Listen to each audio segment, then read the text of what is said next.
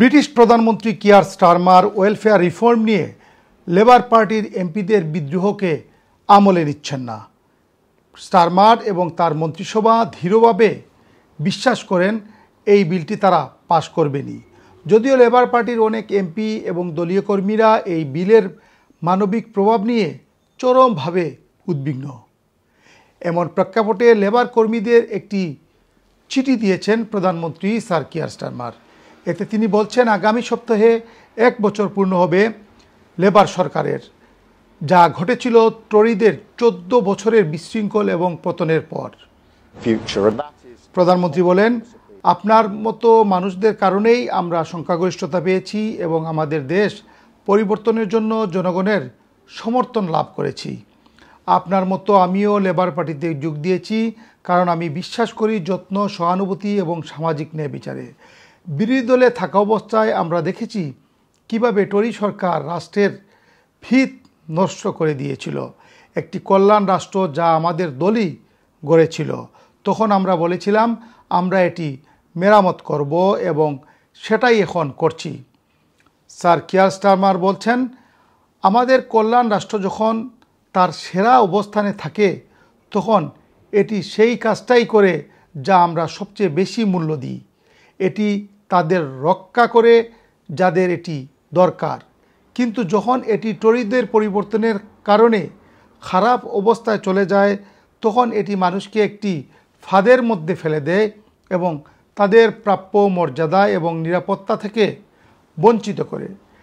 British প্রধানমন্ত্রী বলেন, আমি যে সরকার পরিচালনা করছি তারা নিশ্চুপ দাঁড়িয়ে থাকবে না যতক্ষণ অসংখ্য গুরুতর অসুস্থ এবং প্রতিবন্ধী মানুষ সামাজিক নিরাপত্তা পাওয়ার জন্য বারবার মূল্যায়নের মুখোমুখি হচ্ছেন, যেখানে পরিষ্কার তারা আর কখনো কাজ করতে পারবেন না।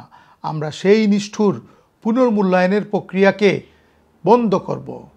আমি এমন একটি দেশ মেনে নিতে পারি না যেখানে প্রতি 8 জন তরুণের মধ্যে একজন শিক্ষায়, কর্মসংস্থানে বা প্রশিক্ষণে নেই এবং তারা কোনো সহায়তা পাচ্ছে না যাতে তারা সামনে এগিয়ে যেতে পারে।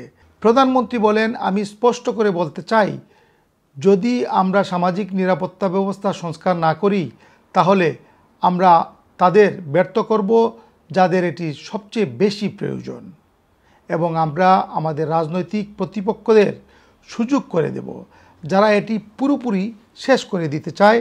যদি টরিরা হয়ে থাকে সেই স্থপতি যারা একটি ব্যর্থ ব্যবস্থা তৈরি করেছে, তাহলে নাইজেল ফারাজের রিফর্ম ইউকে সেই দল যারা চায় এটি একেবারে শেষ করে দিতে। তাদের ভাঙা ব্যবস্থা মেরামত করা এবং দীর্ঘমেয়াদে এটিকে রক্ষা করাই আমাদের দায়িত্ব। আমাদের দল কল্যাণ রাষ্ট্র গড়েছিল, এখন এটিকে ভবিষ্যতের জন্য সুরক্ষিত করাও আমাদের দায়িত্ব। মানসিক স্বাস্থ্যসেবা, শিশুর যত্ন এবং সামাজিক আবাসনে আমাদের বিনিয়োগ মানুষকে তার নিজের মতো করে জীবন গড়ার সুযোগ দিচ্ছে। আমি জানি সাম্প্রতিক দিনে আমরা যে পরিবর্তনের প্রস্তাব দিয়েছি তা নিয়ে কিছু উদ্বেগ তৈরি হয়েছে। আমি সহকর্মীদের কথা মনোযোগ দিয়ে শুনেছি, যারা সঠিকভাবে পরামর্শ দিয়েছেন কিভাবে আমাদের প্রস্তাবনা আরও ভালো করা যায়, এবং আমরা সেই পরিবর্তনগুলোই বাস্তবায়ন করছি।